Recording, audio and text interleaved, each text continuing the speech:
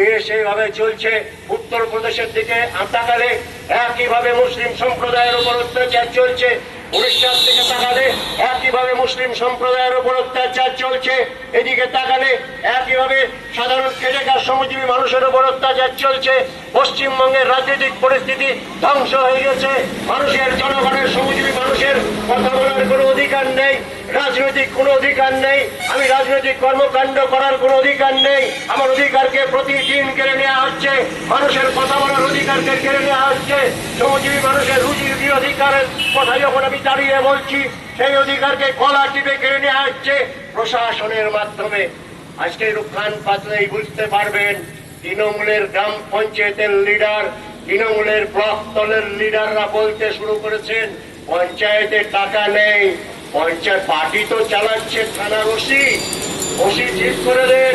Local সভাপতি কে হবেন OC ঠিক করে দেন। পঞ্চায়েতের কৃষক সভার প্রেসিডেন্ট কে হবে ওসি ঠিক করে দেন। এই এলাকার কোন পঞ্চায়েতের কোন নেতা এলাকার তৃণমূলের পঞ্চায়েত সভাপতি হবেন ওসি ঠিক করে দেন। ঠিক একইভাবে এসপি ঠিক করে দিচ্ছেন জেলা প্রেসিডেন্ট কে হবে, একইভাবে ঠিক করে দিচ্ছেন ব্লকের পঞ্চায়েত কে চালাবে, গ্রাম পঞ্চায়েত কে চালাবে। এটা তৃণমূলের নেতারা ঠিক করেন না।